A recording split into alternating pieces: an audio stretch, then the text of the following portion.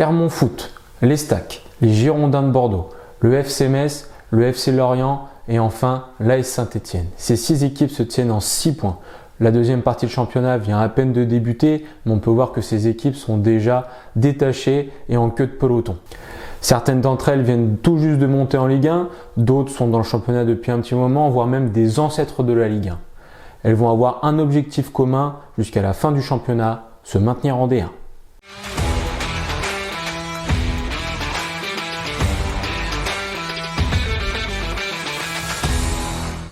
Bonjour à tous et bienvenue pour ce nouvel épisode de Corner, le rendez-vous football. J'espère que vous allez bien. Aujourd'hui, on va parler de notre bonne vieille Ligue 1 et plus précisément de la lutte pour le maintien. Comme vous pouvez le voir, ces 6 équipes sont dans le bas de tableau de la Ligue 1. Nous allons retracer l'ensemble de leur parcours depuis le début de la saison et je donnerai mon avis quant à leurs chances de maintien. On va commencer avec le Clermont Foot. Souvenez-vous, au début du championnat, ils étaient en tête de la Ligue 1. 2 matchs, 2 victoires, ils étaient même à 8 points au bout de 4 journées et puis la dégringolade. 2 victoires en 14 matchs, 9 points pris sur ces 42 points possibles. Clermont a malheureusement glissé doucement mais sûrement dans le bas de tableau. L'année 2022 débute tout aussi mal avec une défaite en Coupe de France face à Bastia contre un de leurs anciens coachs, Régis Brouard. S'ensuit après cette élimination un nul, 2 défaites et l'ogre rennais qui arrive en point de mire pour la prochaine journée de championnat. Eux, vous savez qu'ils viennent d'en mettre 6 à nos petits copains bordelais. Et puis l'impensable se produit. Clermont bat le Stade Rennais 2-1, ce qui lui permet de sortir de la zone rouge. Côté transfert, on a Jonathan Iglesias qui est parti du côté du Paris FC, lui qui était une pièce maîtresse du club la saison dernière, lui qui était même capitaine de temps en temps, mais cette année malheureusement était cantonné à un rôle de remplaçant. Du côté des arrivées, on a Dacunia en provenance de l'OGC Nice, lui qui a brillamment débuté son premier match avec le Clermont Foot en permettant au club d'égaliser et ce qui a permis par la suite de remporter cette belle victoire.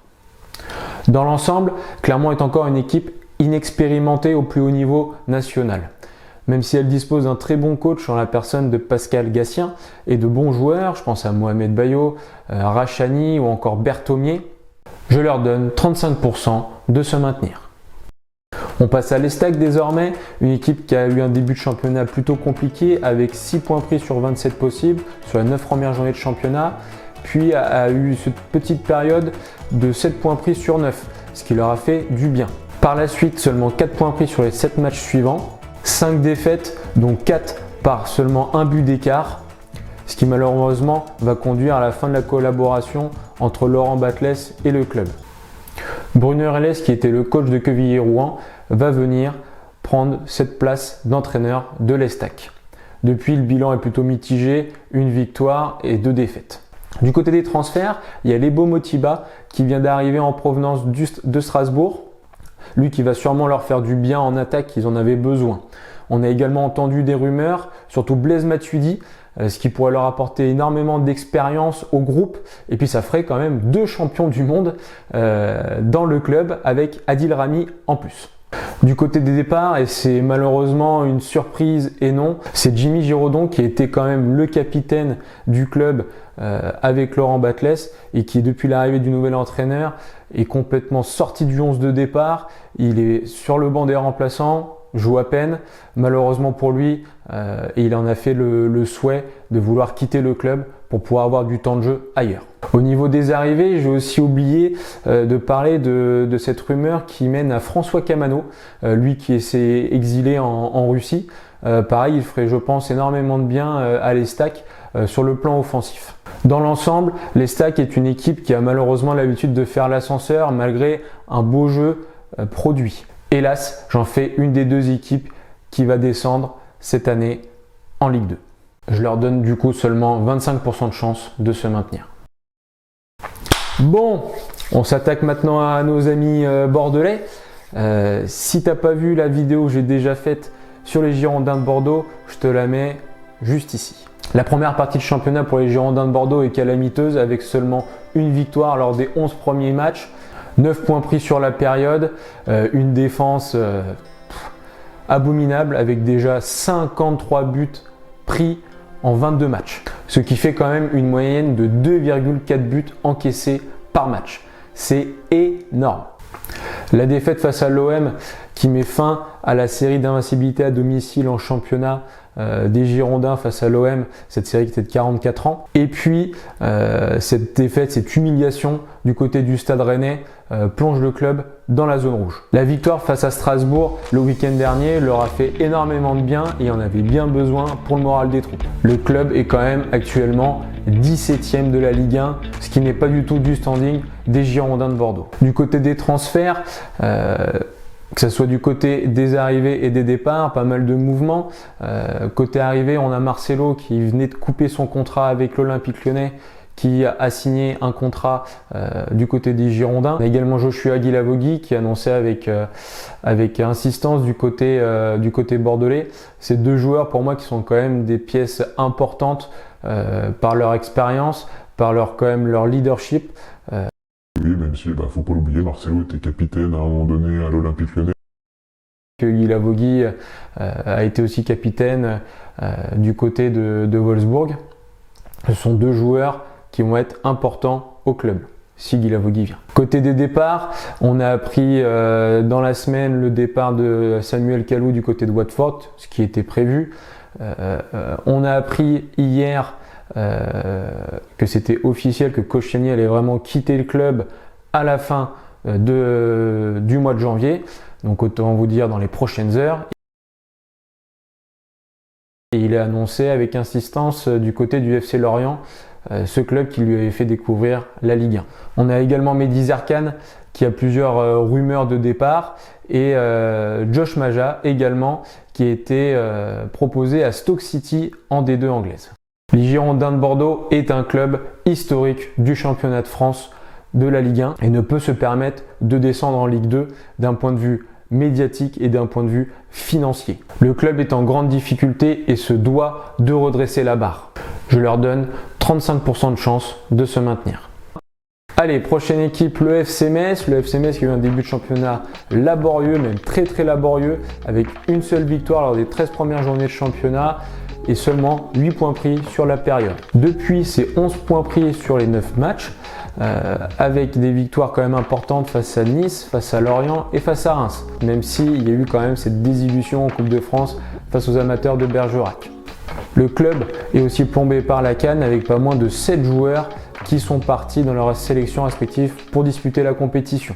Les 3 prochaines journées vont être très importantes pour le FC Metz avec un déplacement à 3 face à un concurrent direct, le déplacement au Stade Vélodrome face à l'Olympique de Marseille et dernier déplacement du côté du LOSC. Donc deux équipes de très haut de tableau. Du côté des transferts, on a les arrivées de Ibrahim Amadou, de Fally Kandé, de Joramel Canabiik et aussi de Louis Mafuta. Je pense surtout à Amadou et Canabiik qui sont super importants avec leur expérience, eux qui ont joué en Ligue 1 les précédentes années, que ce soit au LOSC et à Angers pour Amadou et surtout au Stade Rennais pour Canabiik. Du côté des départs, on a Douad, Gueye et Bassi, plus surprenant d'ailleurs pour Bassi même s'il jouait pas énormément, mais lui qui est pourtant quelqu'un qui a beaucoup de talent, qui a été prêté en Angleterre.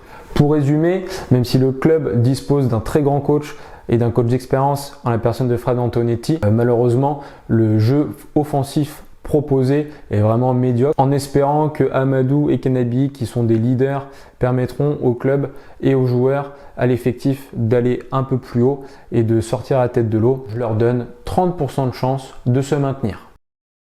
Avant-dernier du classement, maintenant, on va passer au FC Lorient.